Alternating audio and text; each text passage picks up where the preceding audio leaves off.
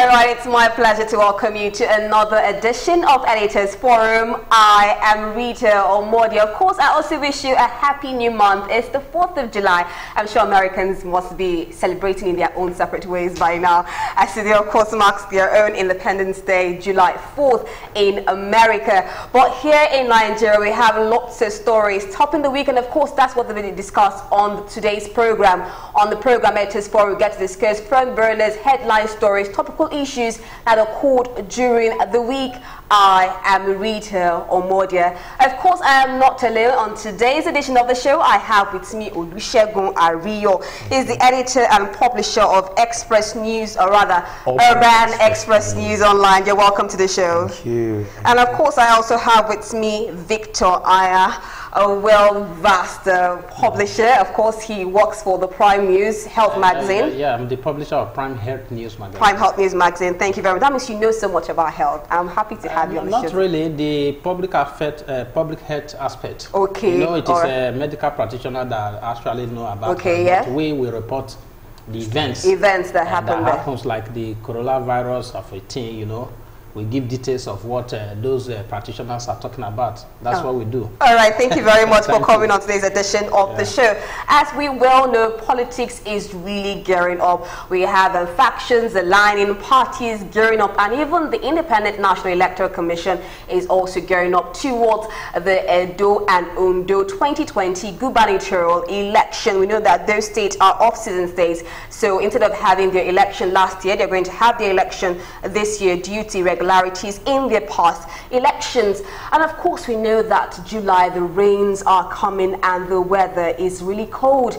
And one topical issue affecting Nigeria and globally is the issue of the COVID-19 pandemic. And we are all advised to stay warm during this period. Make sure you take healthy foods, eat fruits, and of course, maintain good personal hygiene. Wash your hands before eating and do things that will keep you safe. A global update, we know that globally we have about 11 million cases of coronavirus globally. Recovered, we have 5.83 million, and number of deaths globally, we have 524,000 deaths globally. Let's say May 30th, when this panelist somehow came to the show, it was quite saddened that we had about 9,000 cases. But right now, as of yesterday, 3rd of July, the Nigerian Center for Disease Control has reported 454 new cases of coronavirus in Nigeria, totaling 27,564 cases in Nigeria. And of course, we have the breakdown here, and we have number of people who have been discharged, 11,069, and number of deaths stands at 628. In Lagos State particular, it's topping the chart, unfortunately, and Lagos has 10,823 confirmed cases, 1,631 recovered, and number of deaths in Lagos is 132. At the FCT, we have 2,020 confirmed cases, 608 recovered, and death is 35 deaths. So we can see that the number of deaths in Nigeria is gradually rising, but the federal government said that the mortality rate in Nigeria is quite low compared with all other countries. But I would say no death is too small. We know that people are still dying as a result of COVID-19, and one of the major deaths that struck the week is the death of the Ondo State Commissioner for Health, who died as a result of COVID-19 complications. Of course, he has been laid to rest, and we know him as Dr. Wahab Adigbero. Of course, may his soul rest in perfect peace. We really sympathize with people of Ondo State. I mean, this was the main mantra, the health man, Commissioner of Health in that state, and this is to show that COVID-19 is real and people are dying from it. So if you're above 50 years, please, we do advise you to take precautionary measures. This disease actually affects your respiratory organ and affects your breathing, and you know what it means for you not to be able to breathe. So it really affects you. Please, if you're above 50, please take safety precautions, special safety precautions due to it. And my guess, I think it was quite saddening. I don't know if any of you saw the video of the burial of Dr. Wahab Adigbero, and there was a bit of controversy on the number of people that were gathered there. I don't know if you saw that, Olusegun Ariyo. Yes, I saw it, but I saw it too. You know, it's quite sad that people still did not understand the meaning of precautionary measures, which I think you just mentioned earlier. Yeah. So there is still need for people to get to understand the real issues here that has to do with coronavirus, and the need to take safety measures as priority. You know, I saw it and it saddened me. Everywhere there was many, no single social distancing. There are many you know, events of such that had happened that, you know, people on their own must take this issue, you know, seriously. Let us leave government on this on its part. People individual, people must begin to see the reason need for taking safety precautions as priority. You know, if you go to the one that happened in Abuja when Abba Kyari was buried too, you saw the viral video. The way a government official who are supposed to lay example.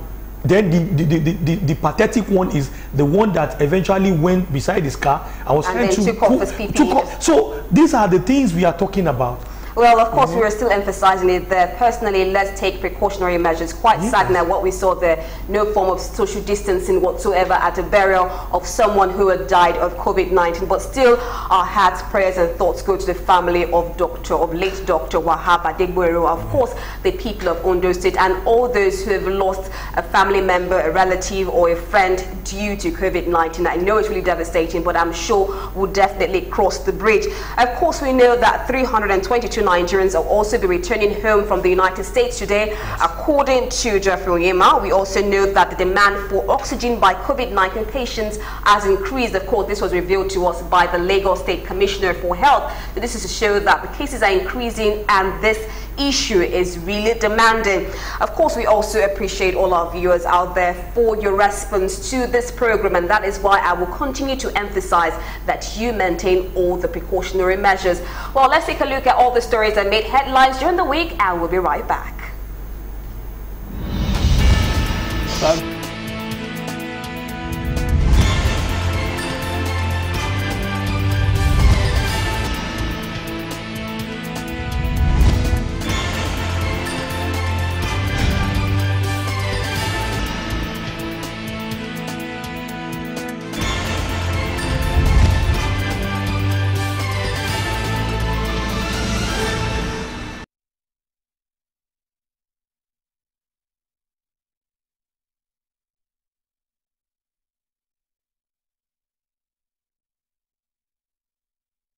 Yes, all right, so welcome back. You're still on to Editors Forum, exclusive to Galaxy Television, and we're starting with the COVID-19 lockdown. We know that in Nigeria, we started a lockdown at about March 27th, and we began to ease the lockdown gradually. And on Monday, the federal government also extended the ease of lockdown for another 4 weeks, but with modifications. Now, the first modification was that the curfew was increased from 8 p.m. to 10 p.m. So that still stands. But now we know that the interstate travel ban has been suspended. We know that aviation domestic flights, not international flight, is supposed to commence July 8th. And we know that schools, I will not say schools are to reopen because they said schools are not reopening, but rather people in examination classes, that's, you know, that those in primary 6, GSS 3 and SS 3 are to be allowed to go to schools and prepare for their external examinations. So we will start now with the issue of schools. We know that they said schools are not to be open, but now you're allowing GSS 3 and SS 3 and primary 6 students to actually, would I say, go to those schools. Do you feel that this is necessary at this time? Olusegun? Yes, it is very necessary. First of all, I understand that WAEC would come very soon. I think the WAEC event that happens every year, it is all encompassing in West Africa. Okay. So that is very germane. Now, the secondary school WAEC is there. The GSS 3 too must write their exams. The primary 6 too should be able to write common entrance exam. That I understand is okay. But my concern is the planning aspect of it. The planning aspect, to me, explains how precautionary measures must be put in place. I saw a video clip in China where this thing started from, that, you know, those children had gone back to school. I saw the way, you know, I saw the way that child came straight to at the point of entry to the school. he was asked to wash his hand. They filtered his bag with an insecticide. I don't know the chemical they used to, you know, to filter his body bags and his bag that is hanging at the back. So he washed his hand, did all those things before he was allowed inside the school.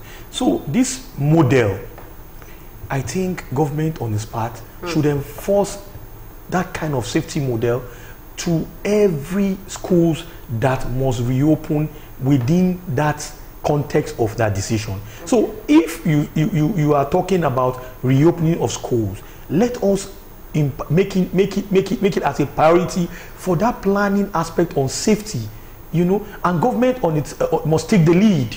So, but from what we are seeing now, you know, I don't think such thing is in place.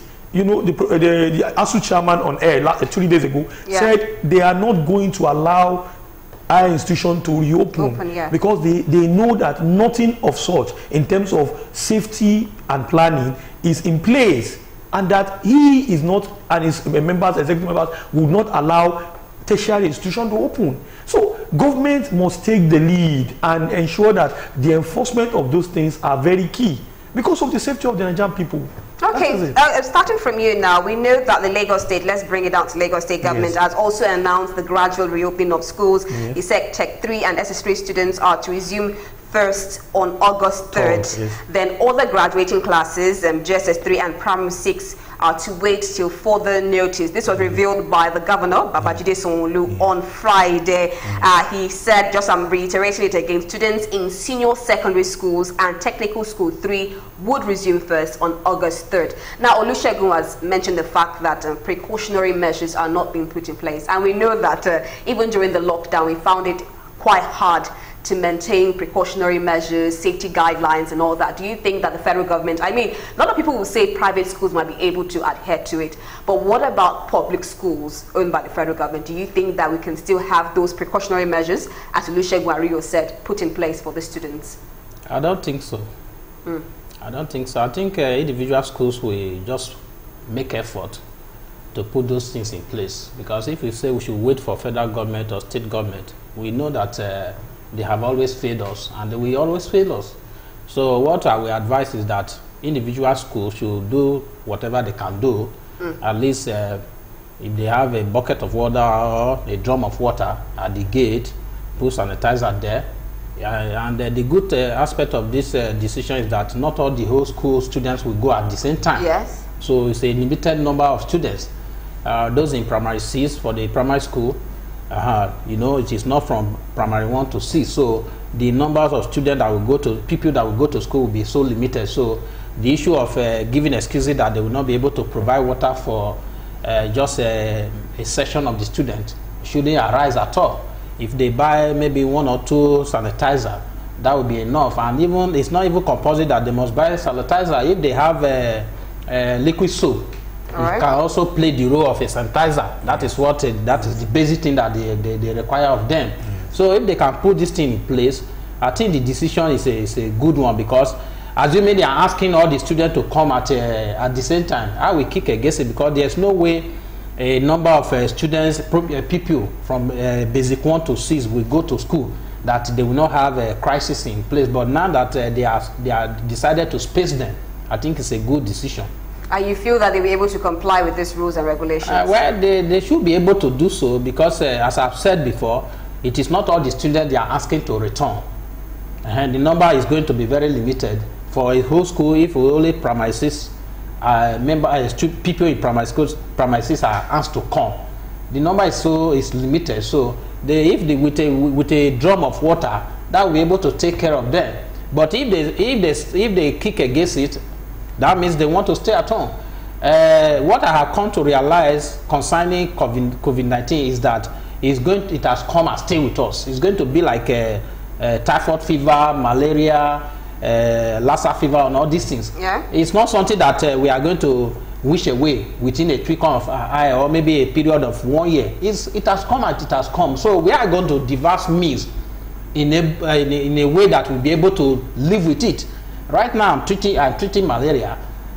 You understand? But the time it first came, during the time of Mogo Park, it was malaria that killed him, and it became a pandemic at the time. But now we have to leave it, and whenever it comes out, we know what to use. When I was growing up, we use grasses to treat it. You pluck a dogoyaro leaf, you pluck lemongrass and all those things. And of recent, I had to return to that. That was what I did. I just bought all these things from all those herbal dealers, and I cooked it. I used cloth to cover myself, and I use it to heat myself, and I'm very strong. So you're saying we should deal with COVID-19 now? Yes, and they have the same symptoms. Okay, all right. If we can look inward, God has given us all these things. The herbs that, if we check the Bible says that God has given us all these herbs to take care of ourselves. But because black people don't like to, they don't like to develop themselves. They always like to rely on the foreign solution.